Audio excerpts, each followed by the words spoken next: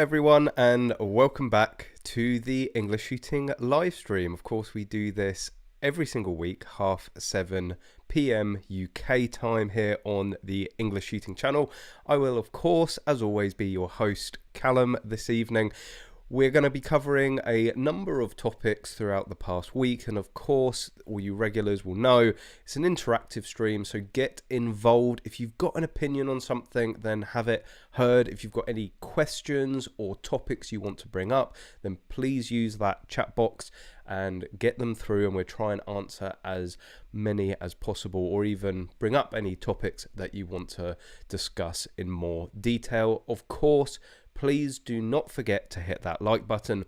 It really does make a huge difference. It's free to do. It takes a fraction of a second, and it will help the channel reach more people and hopefully get more people into this wonderful sport. So yes, I hope you're all doing well. I hope you've all had a fantastic week from the previous live stream. Thankfully, a fairly quiet week here, certainly within the UK. I know, again, other much bigger news going on in the world, but in terms of UK shooting sports, in terms of UK firearms law, there hasn't really been that much, and certainly nothing surprising. So the main topic for this evening is, of course, around the licensing fee increase. It's not necessarily been confirmed 100% that we're going to see an increase, but they have formed a fees working group to review the current fees, and it's very unlikely that they're going to lower them. And why are you going to create a fees working group if you're not going to then increase them? Within all of this, probably even bigger news than that is the discussion of moving towards a 10-year license. This is something that we have seen talked about for years and years. I mean, I first properly got into shooting sports just over 10 years ago now, and they were talking about it back then, but it seems to be discussed more often, and processes have been put in place to allow it to happen. So we're going to be talking a bit more about that, the pros and the cons, because to be completely honest, personally, I'm not completely sold on it. I know overall it's a good thing, but we'll get into that a bit later. We're going to be talking also about Double Juice. So I said last stream that we were going to be heading up there for their open day. Fantastic facility, and had an amazing time there. The people that run that place and work there are just an amazing group of people, and I really want to sort of go into more detail about it. There is a video coming out which will be a full tour of the facility, and it really is worthy of a sort of full tour video with everything they have, but I was going to give you a little bit of a sneak peek on all of that. And big news within the magload world and practical shooting, or just 2.2 AR-15 shooting. That's right, the magload 2.2 AR-15 magazine is now available for pre-order. I know a lot of you guys that watch this channel, you've got 1522s, or you've got rifles that take those magazines, so I know a lot of you guys are going to be interested in it, so I thought I'd put a little bit of time aside to talk about that and maybe answer any of your questions around that magazine. But that's something we've now been working on for, oh god, far too long. We were hoping it was going to be released before Christmas. Yeah, that's welcome to design, manufacturing, and that sort of industry. So yeah, again, don't forget to hit that like button. Don't be scared to put stuff in that chat box, and I'll try and answer any questions or bring up any topics that you want to. So the first one, we've been talking about this speculatively over the past few months. We saw the questionnaire or the survey put out by the police, which was very heavily geared around asking around the fees, about the fees, and whether the public think that the fees should go up and try and recoup more of the cost of firearms licensing as a whole. Well, absolutely in black and white now, we've had it confirmed that they are going to be reviewing it, and this is actually from BASC. Love them or hate them, they are seemingly doing a very good job at being a little bit more transparent recently. They've they seem to be a little faster with telling people what is going on, and I have to be honest that a lot of the news that I get and a lot of the news in the industry is coming from BASC, so it's well worth being on their website and checking out what is going on there. So the article in question is this: the BASC outlines key demands in licensing fees review. They also, again, haven't shied away from being a little bit punchy in this. This is something that I really like seeing. They're not mincing their words. They are really going for it, and I think saying what they need, that needs to be said. Specifically, in the first opening, BASC have said it will not accept rewarding failure in the upcoming review of firearms licensing fees in England, Scotland and Wales. This is, of course, in the context of a lot of firearms licensing departments having massive backlogs, shutting up shop, not accepting grants, and overall just not doing a very good job.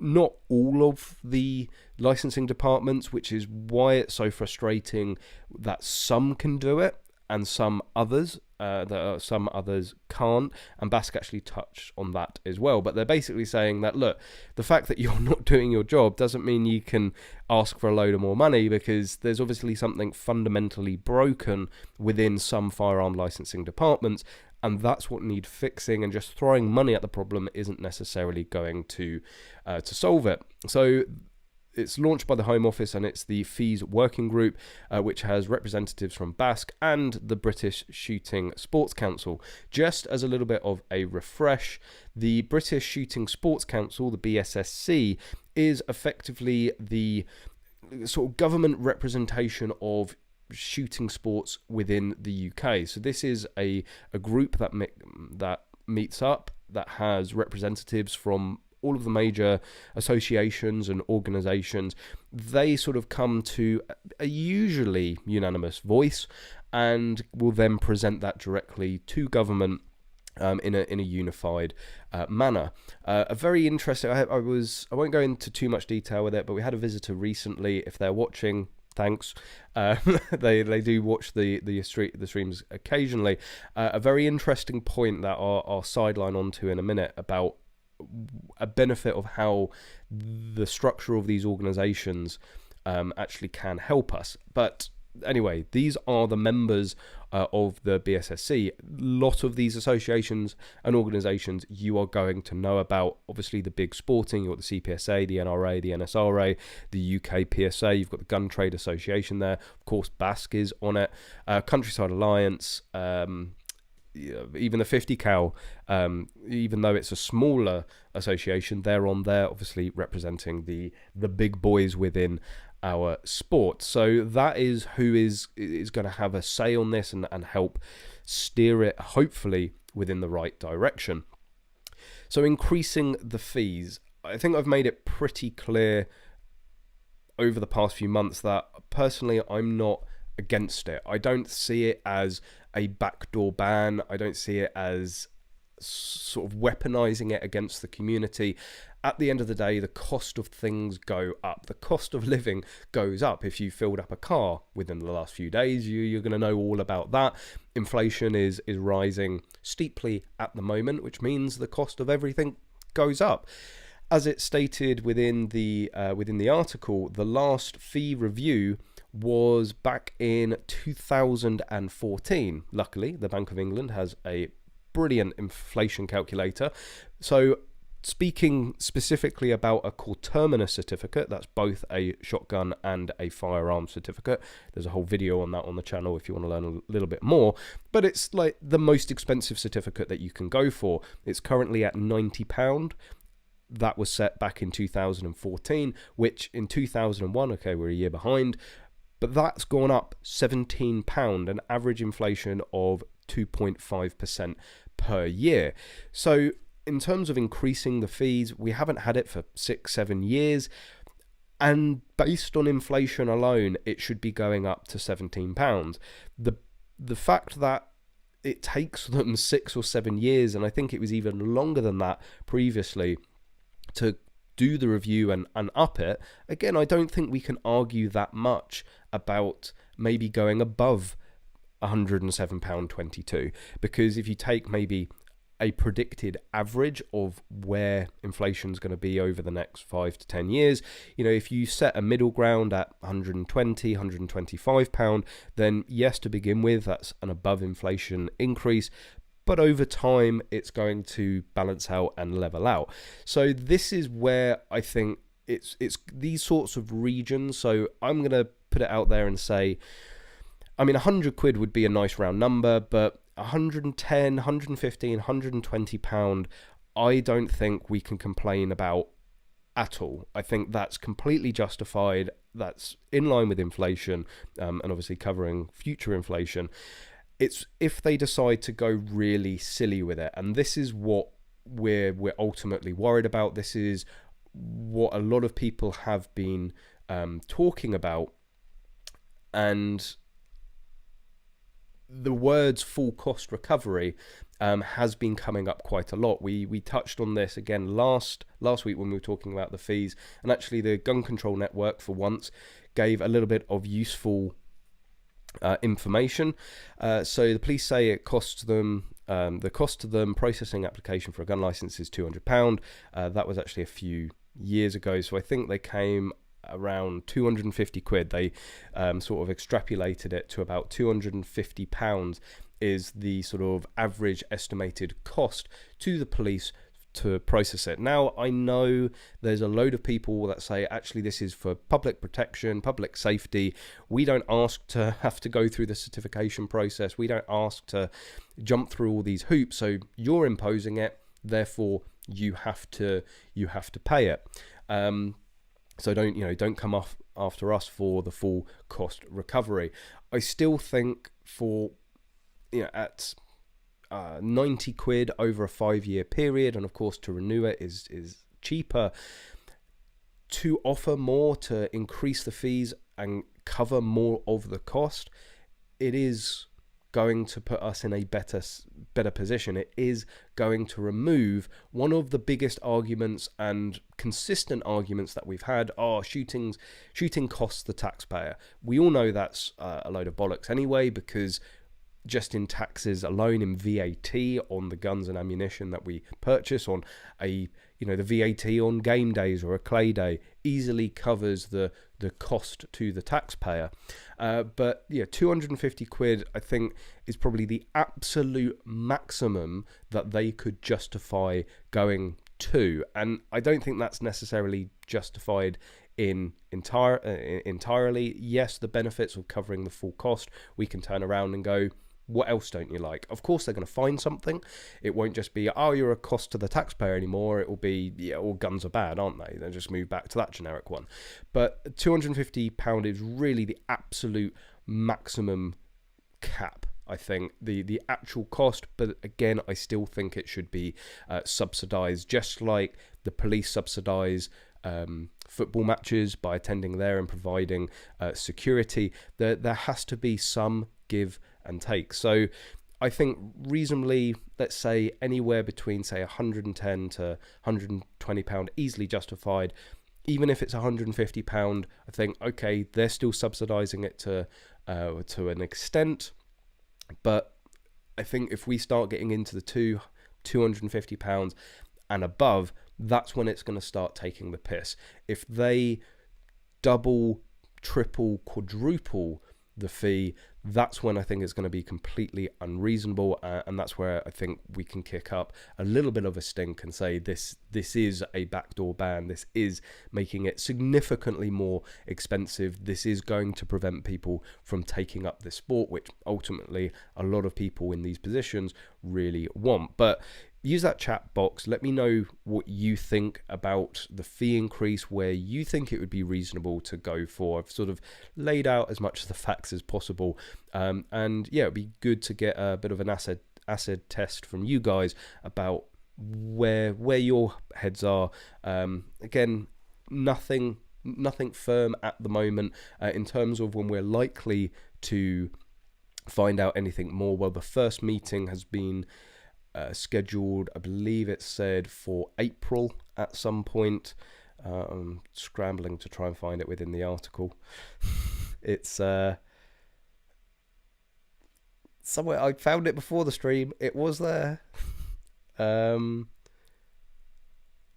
pretty sure it's April. So we won't have that long to wait until we will probably have some news from BASC or the BSSC or some organisations within that working group of where things are going to be heading, where the police and Home Office heads are with the fees. Back onto the whole statement of not rewarding failure.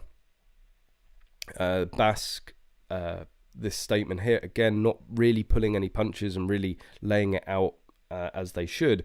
BASC is committed to participating in the fees working group, but warns government that the current crisis in firearms licensing will not be solved by by increasing fees alone. And this again is like the humdinger of it. As some licensing departments continue to deliver an effective service, it is clear that the current fee structure is not to blame for those licensing departments experiencing lengthy delays and growing backlogs. And just to add on it, rewarding failure is not an option. We need every licensing department to have their house in order before fees increase. So not even a little bit of a punchy statement. That's sort of a statement of intent from BASC saying you're not going to get any agreement or cooperation with us until you sort your shit out. You're asking for more money. Well, let's have something for that money. Well, it's sort of, that's where we are with firearms licensing, isn't it? Like, we're actually like, you do your job and we give you more money. It's like, no, you should just be doing your job. But yeah, obviously BASC are gonna, it's big words. Let's see if they stand up to them and see if they hold firearms licensing departments to account and get them to do their job before even entertaining a fee increase. Even more interestingly from this and onto the next or second main topic of this evening, the 10-year certificate. So this is within the sort of BASC's key requirements. So this is what they're going after. Ministers and the police have committed to a process that could deliver a 10-year certificate, providing cost savings and reducing the burden on the departments. The group needs to engage with this policy objectively. So again, nothing absolutely certain, but they will be going for this. They are they've committed to a process that could deliver it. So it is still very could and not will. And we have been talking about this for a very long time. So a 10-year certificate, at the moment, it's 5 years. Now, 5 years, I guess, somebody sort of stuck their finger up in the air and was like, that's a reasonable amount of time, not too long, not too short. It's a bit of a Goldilocks maybe. The whole process of having a renewal process is to once again assess somebody's suitability. I'm a very firm believer that if you look at the person and not necessarily the guns, but you evaluate the person and their potential danger or threat to the public in possession of a firearm, yes, they can go get a knife, drive a car, petrol, whatever. It's self-protection for the sport that they don't go and do that with a gun. Let's be callous about that. Looking at the person and reviewing them ultimately leads to the best yield in preventing, let's say, the wrong people from getting firearms. Increasing that review period, on the face of it, could seem quite dangerous. A lot can happen in 10 years, but then a lot can happen within 5 years, a lot can happen within 6 months or a week. Some people can go completely one end to the other within a week, depending on what happens within their lives. Obviously, doubling it to that 10-year period, there is going to be a massively long time before any formal review takes place. What my suspicion would be is with the, let's say, released burden of firearms licensing, with less work having to be done. So, like, I think take Hampshire, for example. I think there's something around the 20,000 mark of certificate holders. Well, that sort of breaks down to them having to renew 4,000 certificates a year. with a department that has 8 FEOs on average, I think that's what, 8 to 10, that's a hell of a lot of work. That's not including the variations, the new grants, RFDs, explosive licenses, and things like that. That is a hell of a lot of work. It is going to take a hell of a lot of time. You slash that by half, that's going to give firearms licensing departments a lot more time. Their resources are going to go further. So not only would, selfishly, we see you would hope the application process being a lot faster, variations being processed a lot faster, grants being renewals being processed a lot faster, and generally firearms licensing being more responsive. There's so many out there now that you can literally only phone them for like 2 hours a day because they're so under-resourced or so overstretched. Some you can believe more than others on that, but it would free them up. What it would also allow to do, and what goes on continuously, is monitoring. And perhaps actually that, whilst the period is longer and therefore more can happen, and not having that formal review at 5 years and having it at 10 years instead, but giving the firearms licensing more time, they can invest that time in more, say, proactive monitoring. It starts to sound very Big Brother, but they are doing this already. They will routinely look through certificate holders' social media. I can firsthand attest to that. They can look at criminal records and things like that. People getting arrested and things should automatically be flagged, like it should have done in Plymouth. Whilst I think that's a gross failing on the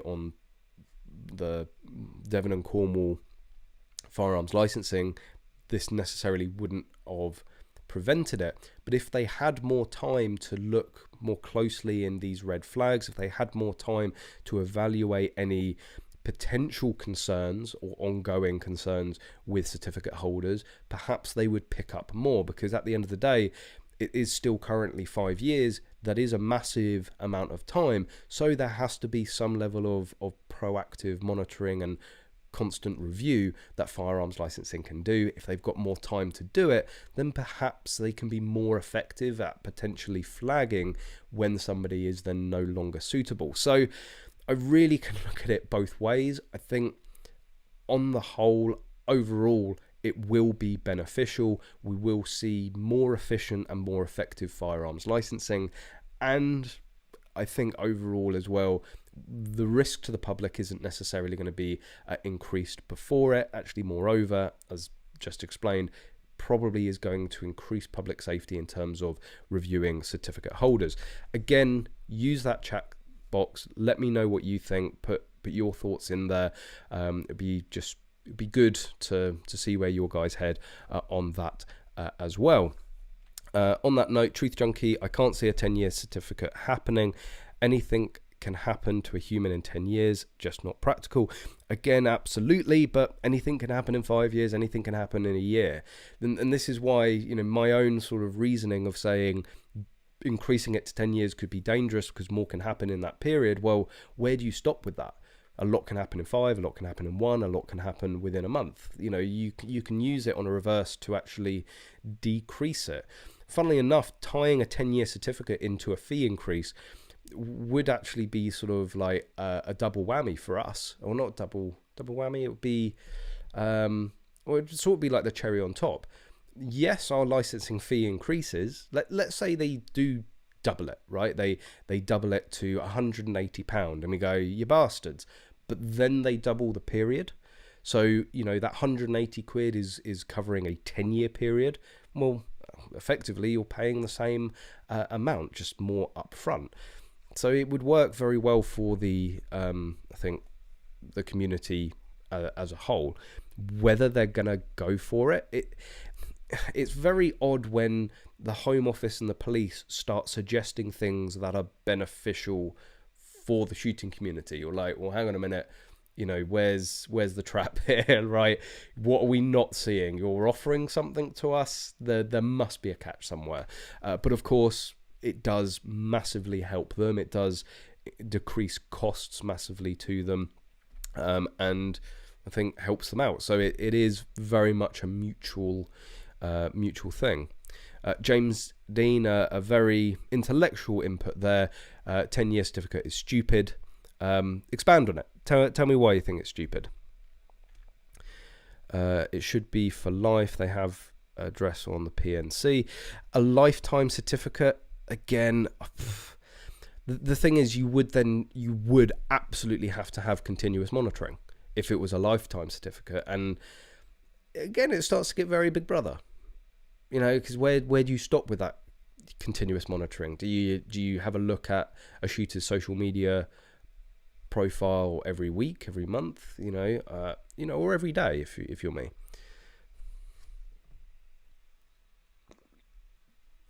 Oh, it's time for the English Shooting beer review. I don't actually know who makes this.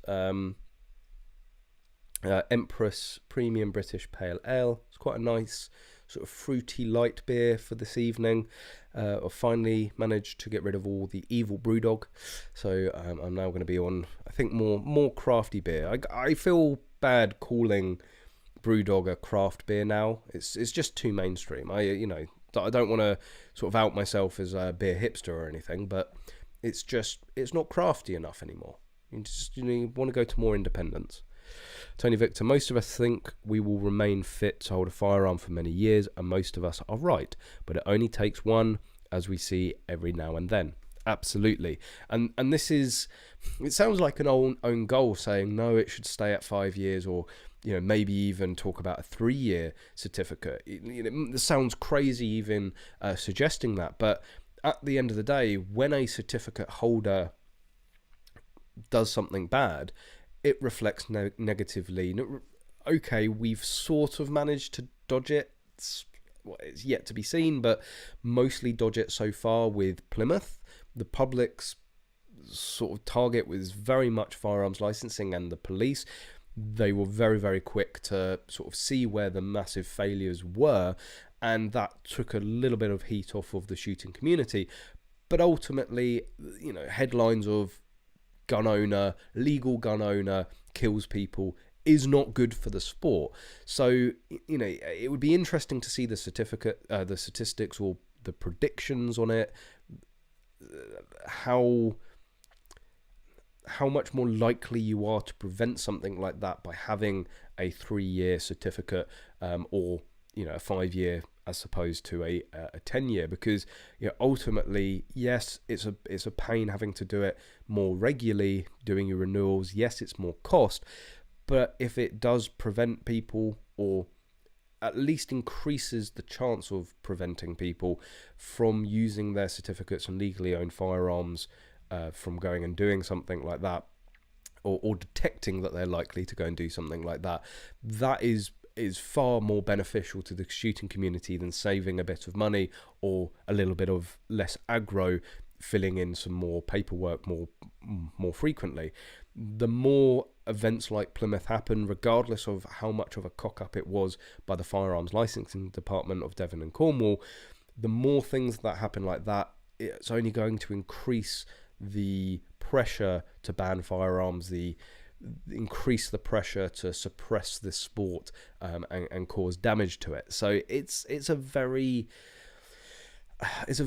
difficult balance, and again, I can see it from sort of both sides. Of course, the other thing that must be mentioned is, of course, how self-monitoring we are as a community, because most certificate holders, because most firearms owners are well aware that this sport can be taken away pretty much in an instant. When we see stuff within the community, when we see other shooters that aren't behaving right, that are dangerous on a range or potentially dangerous on a range, we do something about it. I've seen it done many times. RFDs that I've had friends that are going through bad times. They've lost a job, their wife has left them, they've had a bereavement in the family. They've noticed something isn't up, and they've sort of, look, I think you should hand in your guns to me. As an RFD, of course, you can do that, or even shotgun certificate holders, of course, you can just sign it onto your certificates. and that is very effective within the community of preventing stuff, some very bad stuff. And I'm aware of instances where people have gone through bad times. Their friends have insisted that they, lodge their guns with them, and then a few months later they've sort of got everything sorted, and they've gone back to them. And I'm fully aware of multiple instances where they've gone back and said, yeah, you were right to do that. Like, do I think I would have done anything bad either to myself or anyone else? No, but looking back, I wasn't in a good place, and that that really helped potentially prevent something. So yeah, we are self-monitoring. We are sort of what's the word? Not necessarily monitoring, sort of self-vetting. So we do look out for potential dangers. I was on a side note, and before I forget even further, in regards to the structure about keeping the sport safe and fighting off antis and fighting off attacks. Somebody that came down very recently down to Magload made a very interesting point, and I'd never looked at it before. We always talk about unity within the shooting community, certainly within the UK. We are very fractious. There's an abundance of different organizations and, say, cliques within our community, and of course there's a lot of infighting. But a very interesting sort of observation, and something that this guy said actually had been confirmed by one of the organizations, is one of the massive benefits of having a sort of a very disjointed community, having all of these, and these aren't just all the organizations, these are just the ones on the BSSC. He said it actually makes it very hard to attack our sport. We talk about one unified organization and sort of one unified body, and yes, I think there are massive benefits to that. I think it would certainly give us a lot more political clout having a huge membership. BASC say it a lot. They're the largest. They have 150,000 members. Well, there's 750,000 certificate holders. There's millions of air gunners. There's hundreds of thousands, if not millions, of airsofters. There's millions of shooters here within the UK. So BASC having 150,000, that's actually a very small representation. That could be as low as under 5% of the reputation of shooters as a whole within the UK. But having it separated does give a level of protection, and I'd never really thought about it.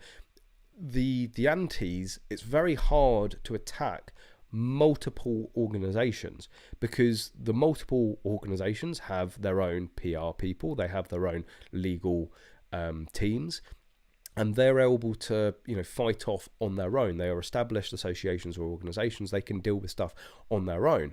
So it really does stretch any sort of wide attack on our community quite thin, because you've got to attack all these different singular entities within our sport. If you had one umbrella organization, technically the BSSC is that, but they're a council, not an association or an organization. It makes it very hard to spearhead an attack within our industry. Now, I don't think that necessarily means that we shouldn't have an umbrella organization that really is the go-to, the Mac Daddy, because if you start having an organization that has 500,000 members, maybe even 1 million members, they're going to have a shitload of money for lobbying. They're going to have a shitload of money to be able to protect the sport against any attacks, and it's more efficient. Yes, it makes it harder to attack these individual organizations and associations because they've all got their own legal teams and they've all got their own PR teams, but that's highly inefficient. If you were to take all of that budget, they all need their own offices, they all have their own individual expenses. If you were to club that all together, you would get a very lean, efficient and effective team. So I never thought about it. I still would like to see an umbrella overall. I think there would be more pros than cons to it. But it is sort of, I think by design, the way our industry and community is. We're constantly under attack. therefore make it as difficult as possible to attack by having fractures. That, of course, does cause its own issues. But yeah, again, guys, let me know what you think. Any questions, put in the chat box. Just as a tip, if you want to attract my attention more, then use @EnglishShooting, because it flashes up to me in sort of a yellow bold, and it's really easy to spot. Sometimes if you guys are like trying to call me out on the chat box, it can be hard to see. And of course, just to remind you, hit that like button if you like what you're seeing. I'm available for private hire. If you're enjoying the stream, if you've watched a number of the videos and you're not yet subscribed, then hit that subscribe button. Again, we do this every single week, 7:30 PM UK time on a Thursday. And of course, don't forget to hit that like button. John Jennings asking how much the mags are. We will get onto those in a little bit, I promise. As many people have already answered, they're $44.99. Of course, I'll get onto that in a minute. A lot of people going, but that's more than a standard one. Yeah, well, I wish it was that much more. Mark, gun control already moaning about 10-year certificate. They feel licensing should be 2 years. I think, unfortunately, there isn't a lack of justification in having that argument. It's a difficult one. Funnily enough, just so I was going on the Gun Control Network to find out that report on how much it costs, I believe this is probably what you're referring to. So this only came out yesterday. Gun Control Network: gun licenses may last for 10 years, not 5. The horrific shootings in Keyham, which again had nothing to do with the length of licensing, a massive, colossal abundance of failures by Devon and Cornwall, but again, never let the gun control miss a mass shooting to push their non-factual basis arguments what's the word? You know what, their thoughts. There we go. Demonstrated the inadequacies of gun licensing system. The police clearly do not have the resources to do a proper job. Again, just like, oh, it's doomed, we should just give it up and no one should have a gun. No, they more than have the resources, because a number of licensing departments are able to do their job. So it is possible of assessing the suitability of gun owners, and nearly everyone recognises that something needs to be done. Again, I'd like something we can all agree on. In a bizarre response to the Plymouth tragedy, the government is considering increasing the time a gun licence lasts from 5 to 10 years. Again, this has nothing to do with Plymouth. Has nothing to do with the length of time. They gave somebody back their licence who was still receiving anger management classes. Like, if you want to talk about a clear 101 of unsuitability, a small minority, 3% of the population, have a gun licence. No. We're a population of 75 million. How? Okay, Jill Marshall-Andrews obviously doesn't know how to use a calculator, or ran out of fingers. And based on some of the stuff that she usually says, she's probably got a lot of them. But the powerful lobbyists are succeeding. Powerful lobbyists, yes. Yeah, because, of course, we've been able to get handguns back and semi-auto rifles back, are succeeding in watering down the licensing reforms that need to be introduced to protect the public. Do you want to talk about what licensing reforms need to be introduced? Do you want to suggest something maybe for once? They want to strike a bargain with the government by offering to pay an increased fee, still not full cost recovery, in exchange for licenses lasting for 10 years, not 5. See, interestingly, I actually seem to be, it's biased as fuck, but I seem to be getting more information about the current talks. I mean, I know I did give them a little bit of praise for their article, but there seems to be a lot more information here about the current conversations going on than from BASC. Again, this could just be complete drivel and fiction, but we don't know. In the view of the Gun Control Network, a proper job of vetting an applicant would involve close, regular liaison with other agencies who hold information about an applicant's mental health. They already do. Drug, alcohol abuse. They already do. And criminality. They already do. It would also involve consultation with those who know the applicant best. Their partners. They already do. Ex-partners. They already do. And members of their household. They already do. To do this only every 10 years is absurd. But why is 10 years absurd and not 5? Like, it's just, no. Don't give them anything. Take away. The responsibility for issuing a gun license resides with the police and should not be shuffled off to the medical profession or another agency. They haven't, and I don't think they're planning on. The police have the powers and the system to monitor gun owners and should be given all the necessary resources to do so. They are, and they do. like, do they actually know anything about firearms licensing? Jill Marshall-Andrews, chair of the Gun Control Network, bearing in mind the Gun Control Network is basically Jill Marshall-Andrews and maybe 2 other people at best. 10 years is far too long for a gun license to last. GCN has advocated 2 years as the appropriate duration of a license. Why? A lot can happen to somebody in that short period, and circumstances can change completely in 10 years. The shooters are hoping that by paying a bit more for their license, they'll be able to put the responsibility for regular monitoring onto another agency that they will not have to pay for. But, well, if this is the case, this is very much pointing towards there's some talk going on. Now, it wouldn't be the first time that BASC has had a closed-door meeting and not told us quite important and valuable information that, as the shooting community and people that are still members of BASC should be privy to. But this is very much suggesting that there are talks going on about moving it away from firearms licensing as we see it at the moment. These people are adept in influencing government policy in their own interest and to the detriment of public safety.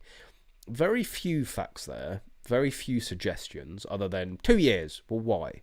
Right? What's your metrics on that? What's your sort of peer review study suggesting that 2 years is the magic number? Why 2, not 3? Why not 1 year? Why not 18 months? Why not 4? Why 2? Right? Because she's definitely just stuck her finger up in one of her many fingers, and just come up with 2 years. It's just like, but that's the Gun Control Network. But yeah, that's interesting. This talk about other agencies.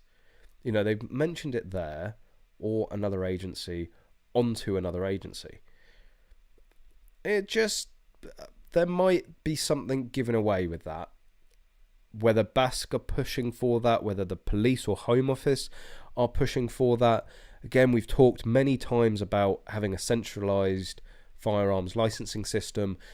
Again, on the same sort of ilk as collaborating all of the shooting organisations. Well, having one central firearms licensing department, increased efficiencies, reduced cost. It's a win-win all round. We have had the discussion, of course, about private firearms licensing, pros and cons on that. Although somebody I did see the other day stated quite categorically that there are firearms licensing departments already privatizing or already using G4S. I've not seen anything official on that, but this person is usually very right on things, so sort of got to take their word on that one.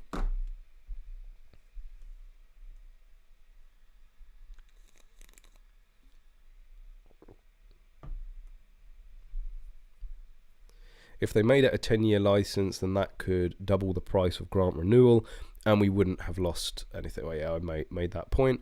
I'm not sure the Home Office give us stuff what BASC will or won't accept. They're just one noisy group. James Dean, how am I a troll? We've got a troll among us. Well, again, Dean, you're saying 10-year certs for a foolish move. Why? Like, you know, great, you've got an opinion on it. Like, justify it. You don't have to. Like, no one's forcing you, but maybe if you don't want to be called a troll, give some reason. English shooting. NJ state gun laws requires a permit for all guns and needs to be renewed like the UK. Yet they managed to do it for $20. So why can't we do it for a lot cheaper? It's because our firearms licensing departments are very inefficient. Like, it's, you know, it's civil service, right? It's like the NHS. Now, don't get me wrong, I love the NHS. You know, I love the fact that we have free healthcare. But when you write an organisation a blank check, or you keep giving them budget, they're going to keep spending it. And it's like one of the biggest issues I see with the NHS, with the civil service, is, well, first of all, they're actually penalised for not spending their budget. So they always spend the budget. They're always asking for more money. And the NHS is very much at the moment asking for more money. But there's no one's going, but there are things that are fundamentally broken within the system. Maybe fix those first, and then you will find you won't need the money. You know, the enormous waste that goes on within. I know this is a complete sidetrack, but I will bring it back on to firearms licensing. A friend of the family went to actually a local hospital here, local trust, as a purchasing manager, right? The head of purchasing for the hospital, right? And this always cracks me up, and I think sums up the NHS perfectly.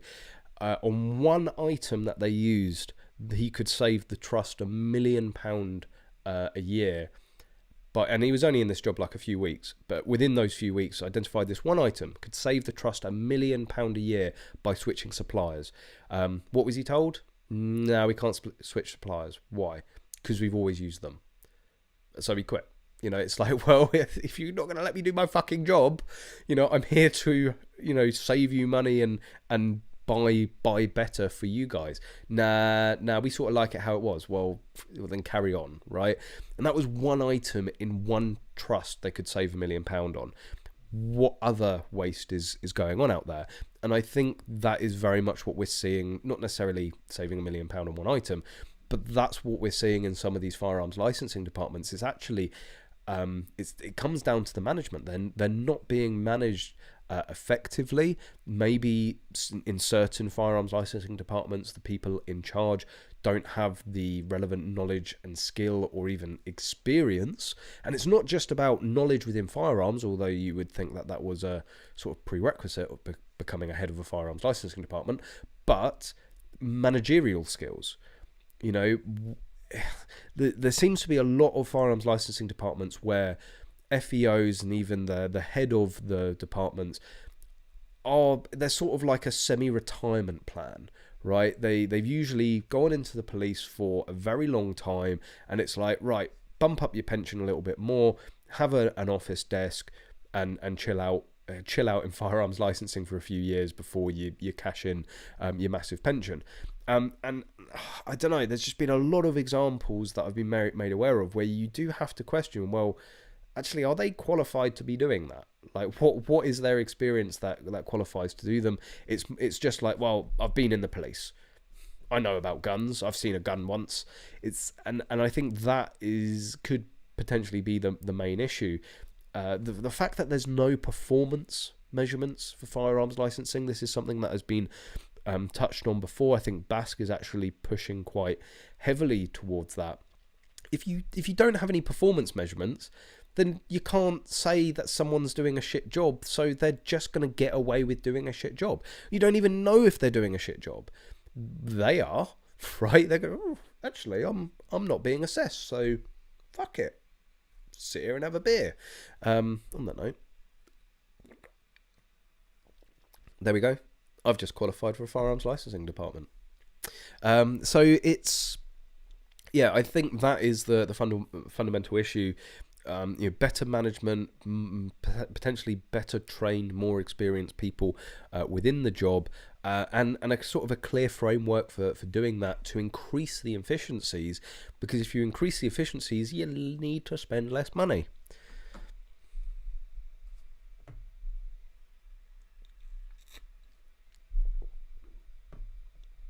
Crypto Sam, but why would the cost go up? It's not like the increase in oil prices and other commodities will impact the cost of license. It's a piece of paper. Au contraire. Who processes the certificates? A person. People are paid wages. Wages go up. Therefore, the cost of processing a license goes up. Office space, right? Some police departments rent their office space, or you at least need to maintain an office. So if you have a specific office for firearms licensing and a budget, maintaining that office, okay, some will be general building costs, which is the police force as a whole, but printers, IT equipment, travel. So let's not forget that FEOs will come to your house and have a meeting. Well, there's actually, the price of petrol does increase the cost of processing an application. Because, if the price of petrol doubles, well, it costs twice as much for that FEO to get to your house. Okay, like the expense is still at 45p, but, they may make special dispensations for that in times of high petrol prices. But yeah, it's not just the cost of a printer and a bit of paper. You have admin staff, you have IT costs, you have training costs, which they certainly could do with increasing and using a lot more of, and other stationary costs. It's all of those go up. The main cost of firearms licensing is going to be wages. Wages go up. Certainly if you're in the civil service, there are sort of across the board wage increases. Round up to 160, that covers all cost, but they must create a complaint department with each firearms department, a much faster and reasonable turnaround. Absolutely, 100% agree with that. That's another issue that we're experiencing at the moment, is that it's very hard to complain about a firearms licensing department. There is actually sort of no mechanism to do so. You would think, the Independent Police Complaints Commission, the IPC, like there's different acronyms for different areas of the country, but you know what I mean. They won't touch firearms licensing. So you're like, but you're the guys that you go to complain about the police. This is police, yeah, or not guns. So yeah, if we were to get that, if we were to, there needs to be metrics. There needs to be performance measuring, because like BASC could inadvertently sell us down the river. Wouldn't be the first time, but they could inadvertently sell us down the river. They go, okay, right, we will make sure things are improved. And BASC goes, fantastic. We'll agree to the increase then. But how are you going to know if things are improved if there aren't performance indicators? There isn't performance assessment. So that might be one of the things that is being discussed at the moment. Increase the fees, but we want to be able to monitor your performance, or you must release performance metrics. At the end of the day, BASC are actually the only organisation, and very good at, that gives any indication of how certain or individual firearms licensing departments are performing. They do their waiting time table. That takes a lot of work for them to do, because it's very manual, because they've got to go to each one and freedom of information request and all of that. It would be a hell of a lot easier and a lot more beneficial to the community as a whole for that information to just be, a statutory requirement of a firearms licensing to provide that openly. Actually have a live sort of performance indicator on each FLD website. It's like going to Thorpe Park or Disney World. The current waiting time is this. And it's based on what they've been able to, or how quickly they've been able to process certificates over the previous 3 months. So over the previous 3 months, the average waiting period for a grant is this. The average waiting period for a variation is this. That would be hugely powerful, because then it would be very easy to performance monitor the departments to a fairly low level, but it's still a hell of a lot better than what we were able to do at the moment.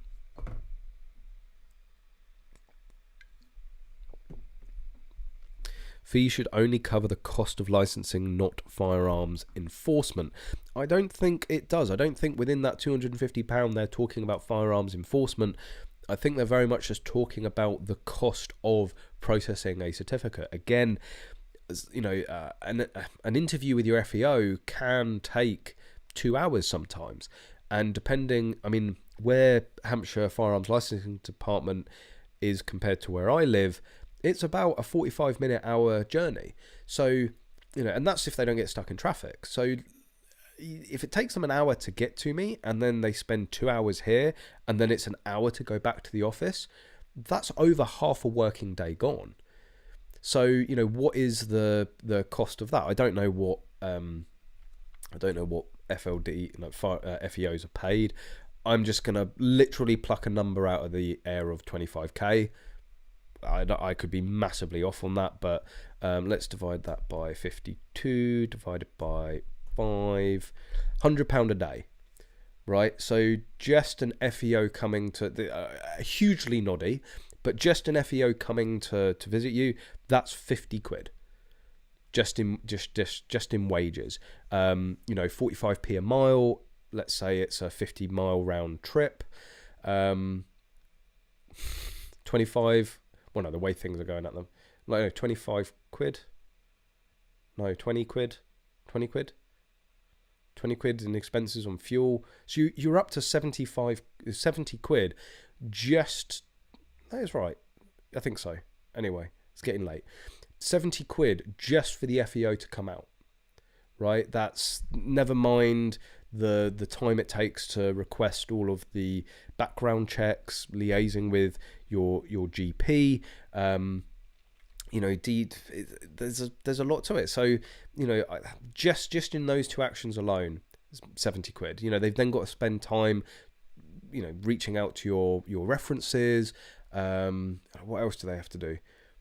So, you know, you can, like, 250 quid is not going to be, you can see how you can get to that fairly easily if it just costs 70 quid for them to just come out and talk to you. So, yeah, I mean, just in the post, you know, like, you know, what's a first class stamp now? Although they never send certificates via first class, right? It's always second, the bastards. But like, even down to the envelope, the paper and the stamp, you know, that's another couple of quid. But yeah, there are 250 quid I can see is quite reasonable, actually, in the actual costs.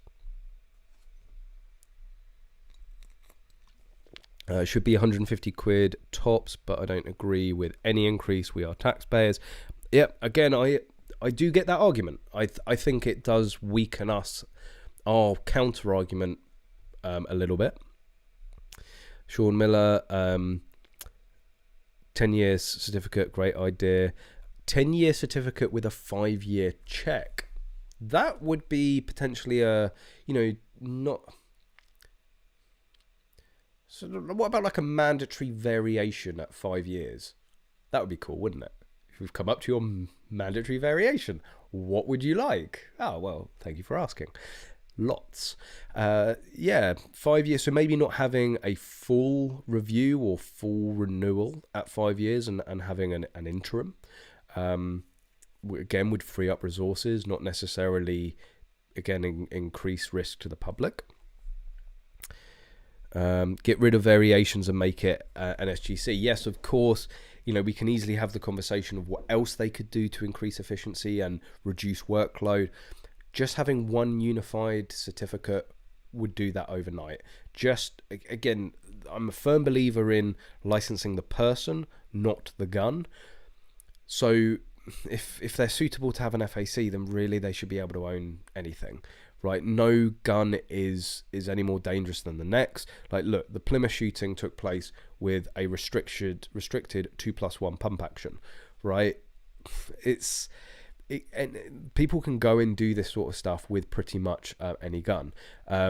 Somebody, I think again, there was somebody recently said there was a report or a review that they basically simulated how many shots somebody could fire, like a simulated clay day sort of scenario, within the 6-minute time period that the Plymouth shooting took place. And I think it was something like 150 shots, right? That's with an over and under, or maybe even a single shot gun. It's, you know, like, no gun is any more dangerous than the next. Yes, there are ones that are more powerful. That doesn't make them any more dangerous. It's like any gun that goes on an FAC can kill, right? That's the fact of it. So if you're entrusting somebody with a firearm or you know, a gun that can kill, then trust them with all of it and save a huge amount of time. Like removing ammunition limits, of course, they have also talked about BASC as well. Oh no, it was in FELWIG, the Firearm Explosives Licensing Working Group. They were talking about actually removing moderators off ticket. That sort of stuff is going to free up firearms licensing as well. Andy, Callum, do you think they will increase the price of a variation? How much? Absolutely. If they increase the fees, it won't just be for the grant. It won't just be for a coterminous. It will be an across-the-board increase. We will see renewal prices go up, variation prices go up, and all of the initial grants go up. They won't just do one. 100% variations will go up. But again, you know, what's the cost of a current variation? I wouldn't know. Firearms Hampshire firearms licensing cost. You can use the handy inflation calculator again. Firearm licensing fees. Let's bring you guys onto the page. So where is it? Add a fire is 20 quid, right? I mean, at the end of the day, if you're buying a gun, right, okay, you can technically go out and buy a gun for 20 quid, 50 quid, 100 quid. An additional 20 quid to add that gun on does actually, you know, add quite a significant amount. But usually you're spending a good few hundred, if not thousands. 20 quid to add it on, it's, you know. So, you know, just as a comparative, you know, 20 quid that was agreed in 2014, that would be closer to £24 now. So, you know, I would personally be rounding that up to 25. We might even see 30 quid. That, I think, is that would be a justified sort of, you know, in line with inflation increase. Tony Victor, she's probably confused issues with the USA NRA powerful lobbyists. Yeah, if someone could point me in the direction of a powerful UK gun lobbyist, I'd be very interested to drop them a line. Dan, my grandfather gave me his 45 when I was 15 in case the social services came for me. I got mugged wearing it and didn't pull it off. No, okay, I don't really get where you're going with that. G4S, lol. Brian, Callum, a bit of info on Devon and Cornwall FRLD. There are 68,792 SGC holders, that's shotgun certificate holders, and 36,000 FAC holders, with an average of three firearms. An average of, what's that, 3 firearms licensed population in Cornwall. Oh, with an average of 3 firearms. Licensed population in Cornwall, firearms per license. Sorry, you missed the space out there, and my dyslexic little mind just lost its shit. Population in Cornwall is 568,000. So let's just assume that every FAC holder is a SGC holder as well. So that's over 10%. That's a serious sort of ratio there. That's not the national average. Probably why they're a little bit shit. No, it's the management's that's wrong. English shooting. You can complain about any aspect of policing to each force professional standards department who also know naff all about licensing. Yeah, same old, same old. 20 quid or at renewal, 1 for 1 is free. Of course, 1 for 1 variation is free. Callum, how about arranging a charity match for Ukraine? You know, I said about this last week. I know it's a huge topic. I know there's a lot that could be talked about. And I know you're not talking about necessarily bringing this up as a topic, but it is something I want to sort of steer clear of. I don't know necessarily how beneficial it would be. I get it's like fair dues. I don't want to sort of like shoot you down in flames. My initial thought would be associating a shooting match with a fundraiser to help a country in war. Like, I know, like, there should be nothing wrong with that. But you got to think of the Daily Mail headline. You know, it's just like legal gun owners war. Like, having that in sort of any context is together is it will always be looked negatively upon. I think really as a community, it's sad. It really is sad, because I think as a community we could make a huge difference. And yeah, like, let's say we arranged a level 3 IPSC match to raise funds. You know, you're talking 150 competitors paying 80, maybe even 100 quid because it's a charity match each. That's a serious amount of money. Ukraine at the moment is a topic I am well aware of, and certainly privately have a lot of discussion, certainly in the Magload office. Just not something I think I certainly want to associate with at the moment, or I don't think maybe a match is the best thing. 10-year license, £150 seems fair. Yeah, I can't disagree with that. So right, get on to you guys seemed. I will get on to Double Juice in a bit, but there is some very exciting news. We've been working very, very hard on this over the past far too long. Like, it's well over a year. It's probably even getting on for 2 years. Certainly since the sort of inception of the idea. So, as you all know, a lot of the guns, certainly competition guns in the UK, run with 1522 Smith & Wesson 1522 magazines. Not just the 1522s, but any better mag adapter guns. So you can put a better mag adapter in a Chris Defiance, and also any mil-spec AR-15, which is usually running a CMMG 2.2 conversion kit. Between the CMMG converted guns and the 1522, that has to, certainly on the competition circuit, that has to be 90-95% of the guns.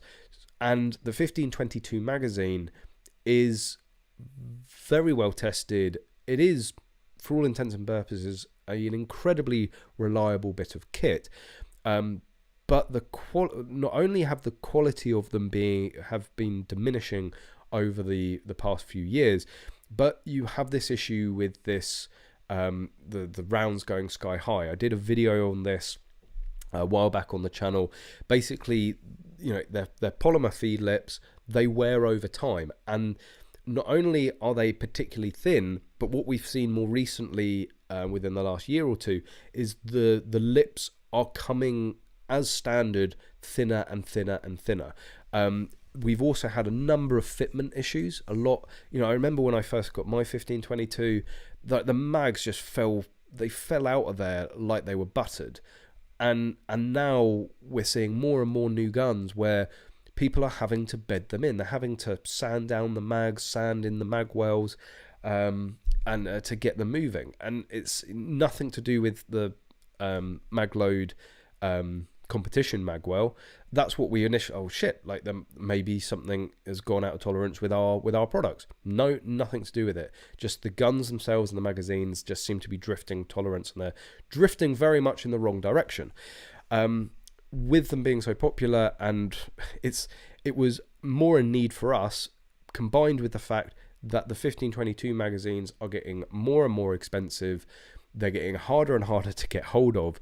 So Magload, Connor's made the decision to put, to start designing and making our own, with a number of improvements. I'm very happy and slightly relieved to say that they aren't fully released, but they are available to pre-order. So I'd wanted to give a bit of time, because I know a lot of you guys have been asking questions about them. The first, they're $44.99. Now, yes, if you've been shooting for 5-10 years, you will remember a time you could pick up 15-22 Smith & Wesson 15-22 magazines for 20-25 quid.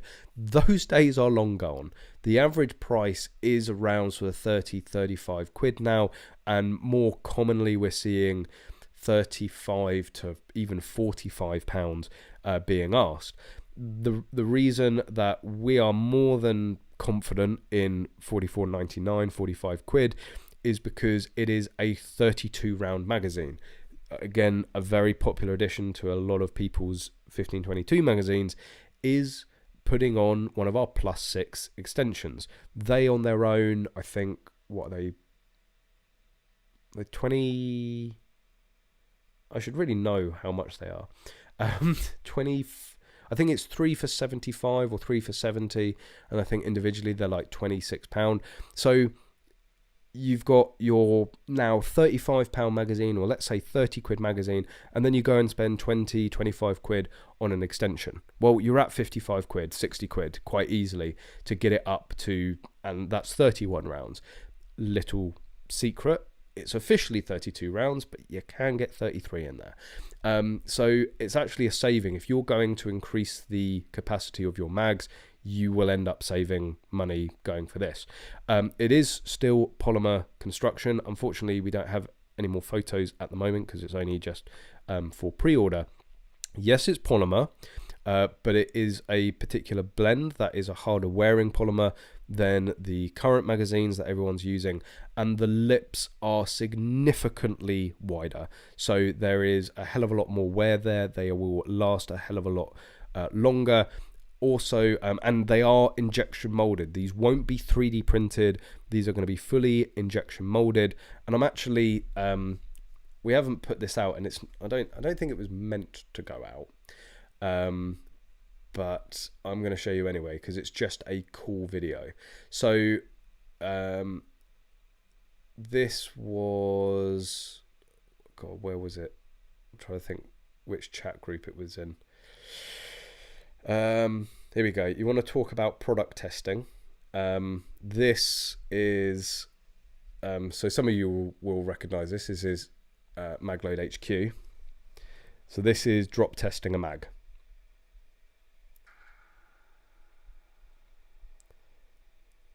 I mean, they bounce well. Not a single break, not a single bit coming off. No, like pretty much no damage done to it at all. If you're going into matches and getting your mags to experience that sort of drop, then you're doing something wrong. But yeah, they're injection molded, incredibly strong, incredibly hard wearing. The other big sell is that they are a screwed split design. So you can see in the photo, if I bring it up, these are little screws. You can take it apart. You can take it apart for cleaning and maintenance, which you can't currently do. Last round bolt hold open, large feed lips, designed for reliability. Pre-orders are expected to be shipped in May. So we're putting it out we've put it out for pre-order for a number of reasons. Mainly, we made a rod for our own back at the Target Shooting Show, putting it on the table because we've had an abundance of messages, and actually it's been sort of you guys that have led to us pre-ordering it. Just like continuous messages of like, when's it available? Can you pre-order them? Can you pre-order them? Like, okay, like, okay, we'll do it. Like we can see the end in sight. Manufacturing has has begun. So we're now at a point to say, you know, this is 100% happening. You guys wanted the ability to pre-order, and also it massively helps us out, because we don't know how many. It's always hard, it's always a bit of a guesstimate how many we're likely to sell in the first batch. So, you know, we don't know if we need to go and have 1,000 made, 10,000, 20,000 made. You know, so based on the pre-orders, we will have a good, well, of course we will get at least how many made to cover the pre-orders, but that will give us an idea of the popularity and how many we need to get made. So it does really help us sort of forecast that a lot better. Some of the other common questions that you guys have had around the magazine, load assist. There is no load assist, right? Because you should be using a McFadden Lightning loader. Seriously, they are an absolute lifesaver. I know people say, oh, they wear out, they damage the bullet and wear out the feed lips. I had an original 1522 magazine that I got with the gun that lasted, it only broke last year or the year before, and pretty much continuously had used I mean, that mag had like probably 5 to 10,000 rounds through it at least. It was one of the older ones, and they were made better for some reason. And the feed lips didn't go on that one. It actually ended up splitting, which is not a problem you're going to have with ours, because they're a screwed design. They're not bonded or glued. So there is no load assist. Use the McFadden loader. They will be compatible with the McFadden loader. However, you will need a unique adapter, which we will be releasing on the full launch of these magazines. So you won't be able to use the existing 1522 magazine McFadden adapter, because these aren't a 1522 magazines. They're compatible with the 1522, but they're also compatible with a number of other guns as well, and certain improvements, which means that we had to have a sort of a proprietary adapter for the McFadden. We will be stocking the McFadden loaders as well, so you'll be able, if you don't have one already, you will be able to buy one directly from us. What other questions have people asked? Oh yes, the other adapters. So McFadden loaders aside, at the moment, if you want to use a 1522 magazine, you've got to use a better mag adapter or modify the internals of the gun somehow. Now, whilst these will work with the better mag adapters as well, we are going to produce our own adapters, which will actually bolt to the magazine.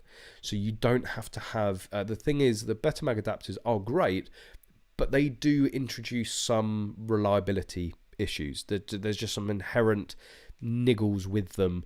That's why a lot of people, certainly for competition, will remove the last round bolt hold open feature on the better mag adapter, because it only tends to just increase reliability issues.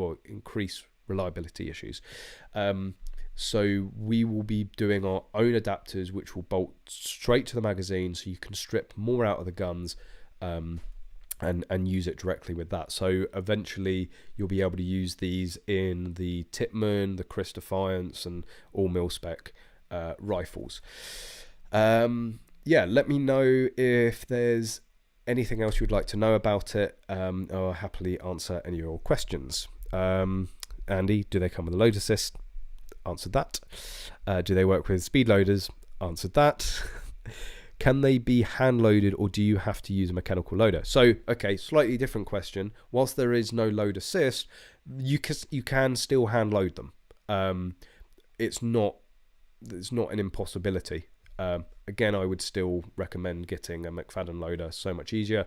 But if you are one of those that are just absolutely, that's not got, that loader's going nowhere near my rounds or my mag, then you can still hand load them.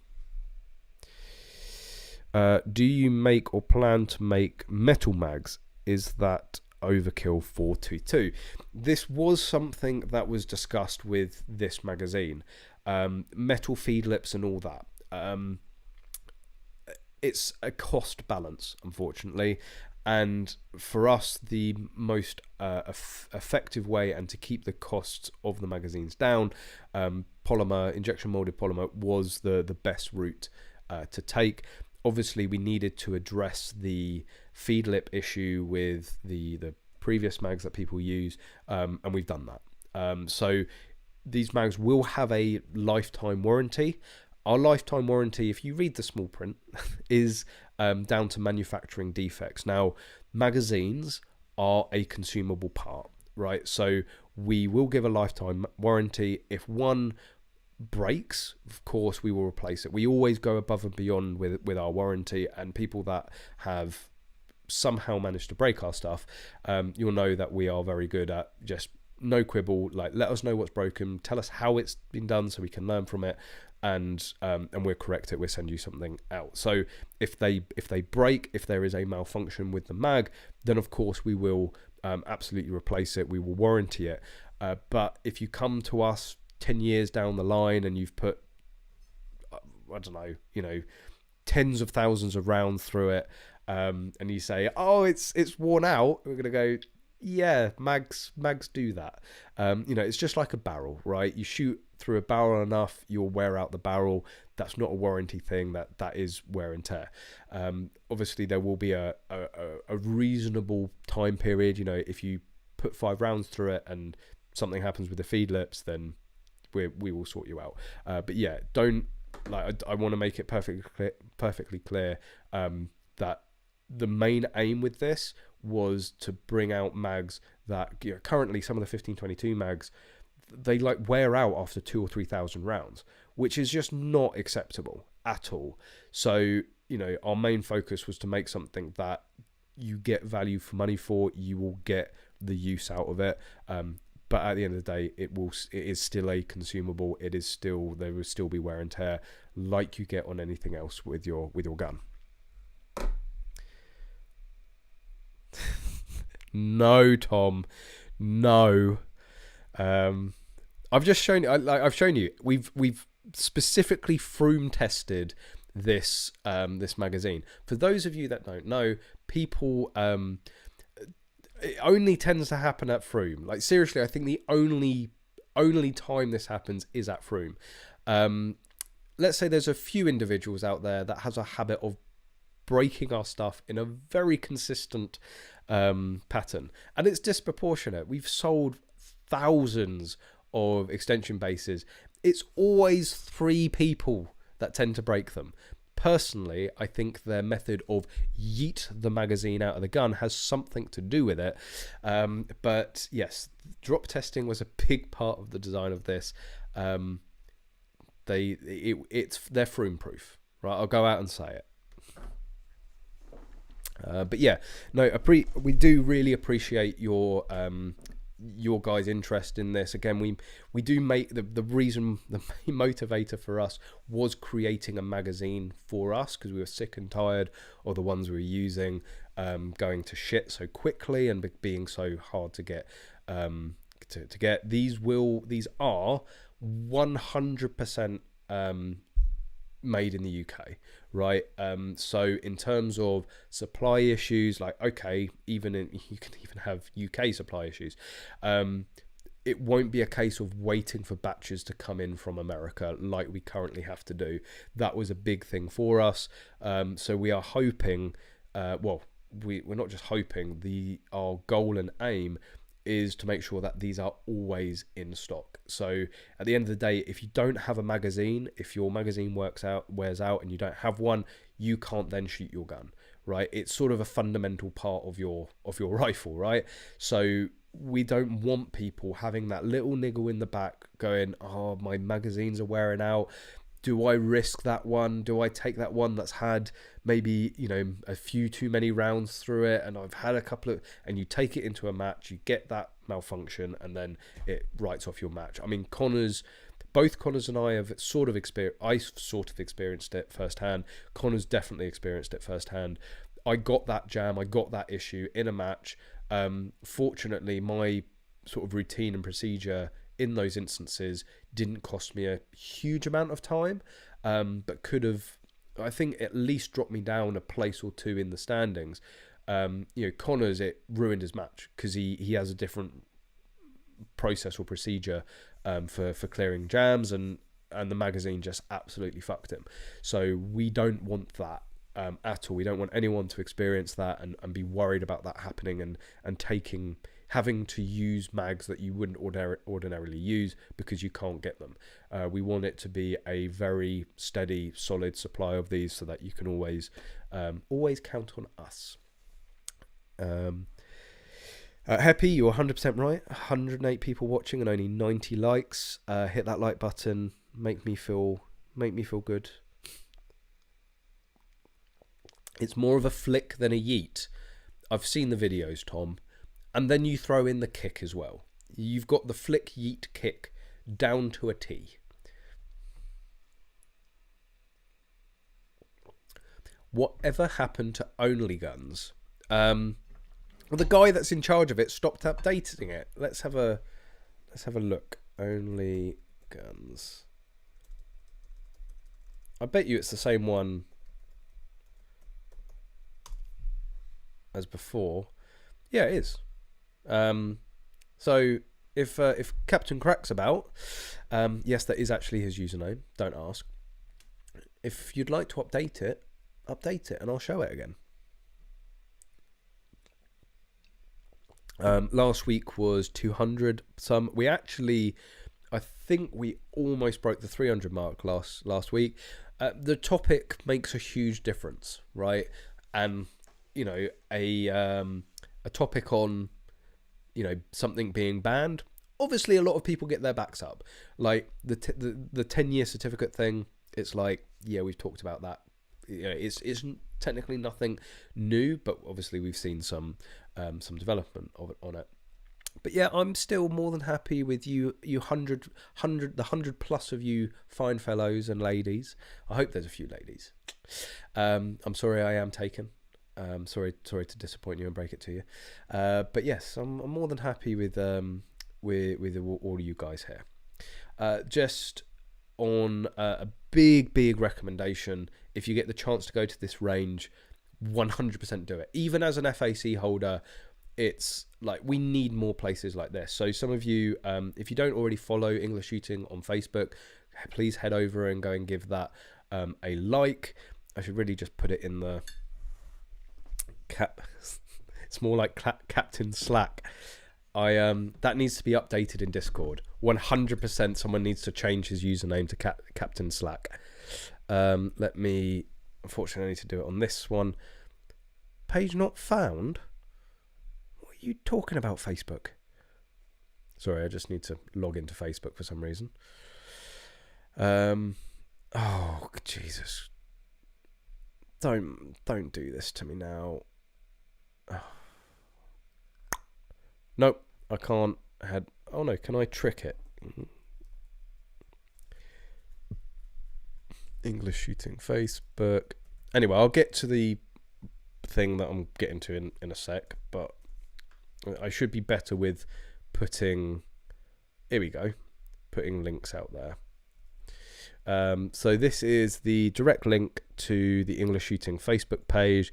Go and give it a like, please, if you wouldn't mind, because that's where a lot of things, you know, if I go to a range, if I, you know, get my hands on a new gun or whatever, breaking news, all that sort of stuff, it gets posted on the Facebook page first. It can take at least 24 hours for me to sort of turn around a video on something that's really important. I mean, sometimes I've been able to turn videos around in like 2 or 3 hours sometimes.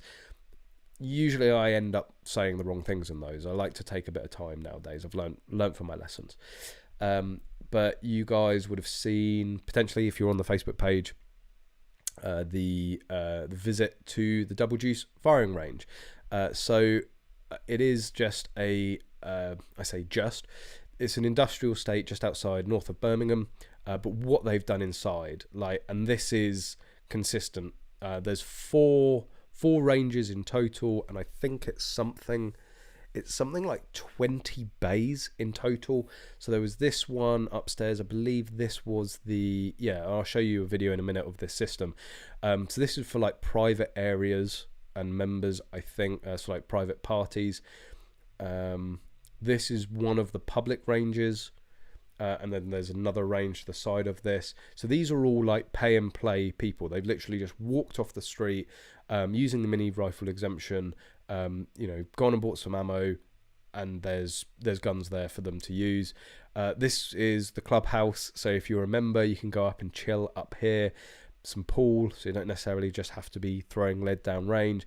And they've even got a shop. The shop is actually, as gun shops go, it's pretty nice. Like it would be a good gun shop just on its own, never mind the range. And everything is just finished like superbly. It's just a really nice place to be. So we went up there. So Double Juice is a magload dealer, so they do have a selection of stock there, and you can order stuff through them directly now. So Connors and I were there. That is the mysterious Otto. I know sometimes he can be a bit hard to get hold of, but he was there from Cotswold Classic Arms. Some of you might be able to make out that's the very special battle arms, but he had a selection of his guns there, all of the magload guns as well, and that's all I have in terms of photos. But this was the system. To be completely honest, I can't actually work out whether this is me or Connor's. I'm like 90% sure it's me, but basically it's a light reaction system. So the light comes up, you shoot it, and then it will give you a random one in the sequence. So very, very good for like practicing time to first shot. And I don't know, it's you could do different games with it. You could do like a double tap mode, and it was great fun. And they had this as part of their open day, so people could go and try it. No, Sean, bugger off. Don't want to listen. No, don't play. Facebook always has a habit of just playing anyway. So actually that's why it was on here, because I wanted to go to the Double Juice. So they have a Facebook page, you can go and check them out, but highly recommend. Like certainly I get a lot of people saying let's bring up the map and show you where they are. So maybe a little bit north, more North Birmingham than I thought. Closer to Wolverhampton, but we did it from Portsmouth, I think, in 2.5 hours. So, and very, very central. So, certainly if you're in the Midlands, but they like easily, you can head up there from London or down. Although if you're up near Barnsley, I don't actually know. I don't know the north that well, but a fantastic range, very, very similar, called the Phoenix range. Like type in Phoenix range Barnsley and you'll get it.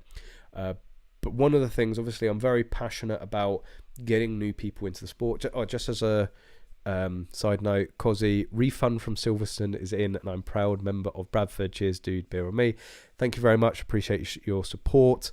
I don't necessarily want to go out there poo-pooing other ranges and people. I'll do it if I need to. But yeah, I think you made the right decision overall.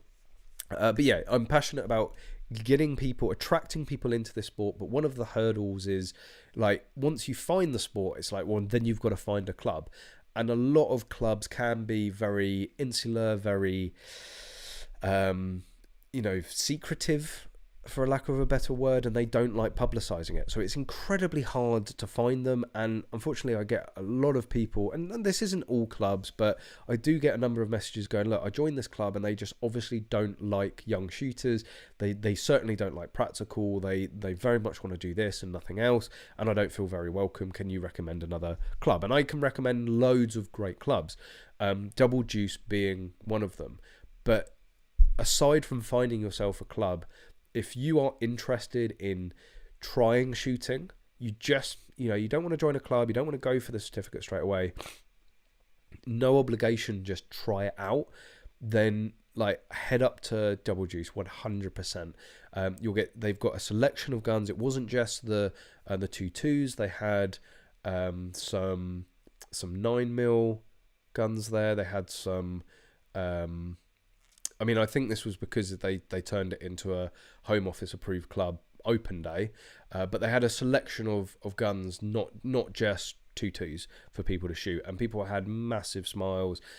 I think we need more of this. We need shooting more accessible, when people, we need people to be able to one day just go, oh, fancy go shooting, and places like this. If we had a range like Double Juice or Phoenix in Barnsley, in every city across the UK, the increase in applications would be stupendous. The increase of people getting into this sport, because who wants to go through all those hoops without even trying it?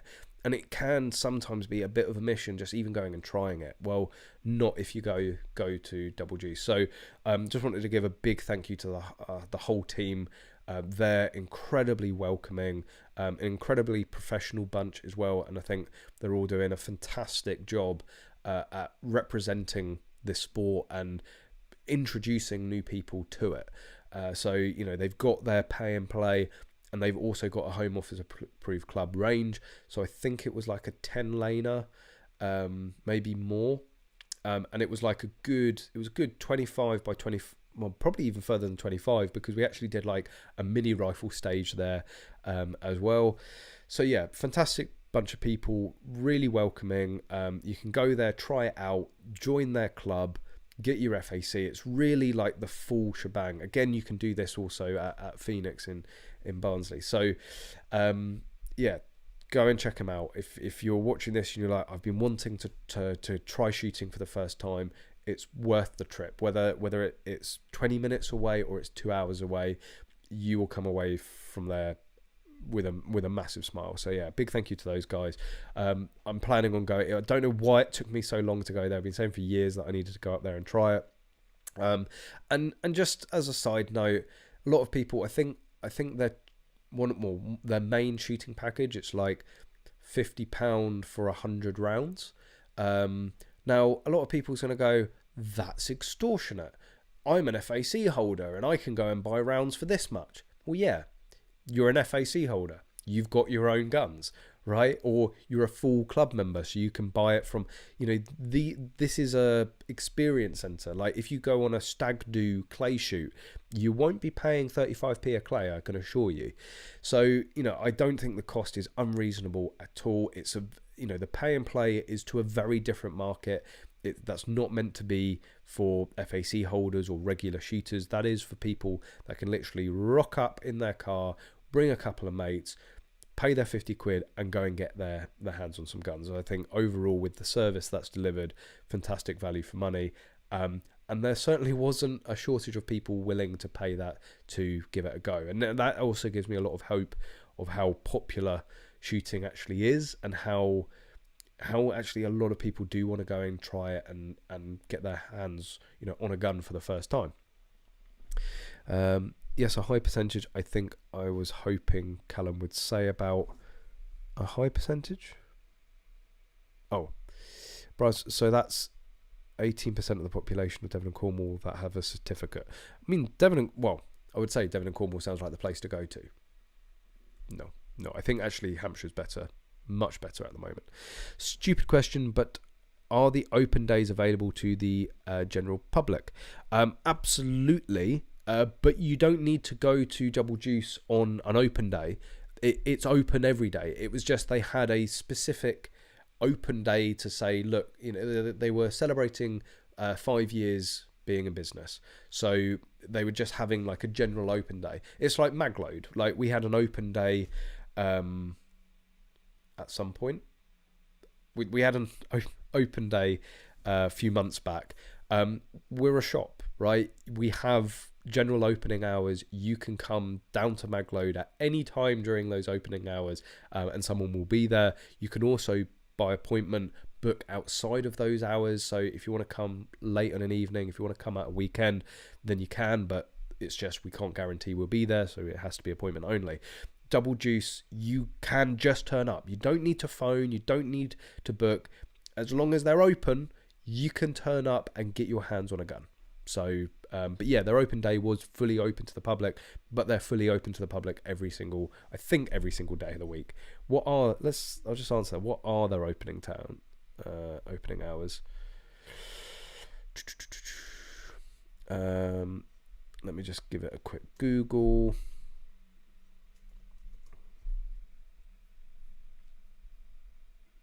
They are open Monday, Tuesday, Wednesday, Thursday, Friday, Saturday, and Sunday. They are open 7 days a week. Jesus, is that? Oh, okay. So they are open. I was looking at I was looking at this going, they're not open 5 a.m. tonight. No, they're open in the evenings, but they're open like pretty much full day on a Saturday and Sunday. But any time in that you can go and rock up and get some shooting in. FT997, hello, thank you for joining. The NHS is like your nan's bake-like tea set that you know needs to be thrown out and replaced, but no one does it. I live near Liverpool and have thought many times about getting into FTR, but I think I will get bored after a few months. Thoughts, anyone? Try it out. You won't know. You know, you can always, that's the brilliant thing about shooting sports. There's so much to get into. There's so much to do. You can just move around, try different things. Loki, Loki, your story about the NHS is exactly what I saw when I was a clinic manager. Bought the wrong brand of hand sanitizer for the dispensers, and we were forced to throw the whole order out. Just absolutely incredible. But yeah, I'm going to end it there. Make sure you hit that like button. Also, just as a quick aside, if you do want to help the channel out and get yourself some swanky merch, you can head over to EnglishShooting.org. So of course you're watching, so you know it's every Thursday, and if you want to see more, then subscribe. On here, if you want to find out more about getting into the sport, there's a good collation of videos, so that will help you walk through the process, adding more to that all the time. And there is an abundance of merch, from patches, stickers, caps, various books, swag, magload, English shooting, and all of the above. So that's EnglishShooting.org. And again, just to say, if you are interested in pre-ordering the new magload 22 AR-15 magazine, head over to magload.co.uk. It will be on there, or you can head over to the Magload Facebook page. There will be a link on the Facebook page as well, but you should definitely go over to Magload Facebook page and give it a like, as you should do the English Shooting Facebook page as well. You should like this video, make sure you are subscribed. But yeah, I hope you all have a fantastic week ahead. Thank you everyone for joining this evening. It's been, I think, maybe a bit more chilled, laid back, less ranty. I don't know. Do you like that? Or do you prefer the rants? Let me know. But yeah, have a fantastic week. Thanks for joining. Thanks for watching. Thanks for liking and subscribing. Plenty of videos in the pipeline to come. And of course, as always, guys, I hope to see you soon.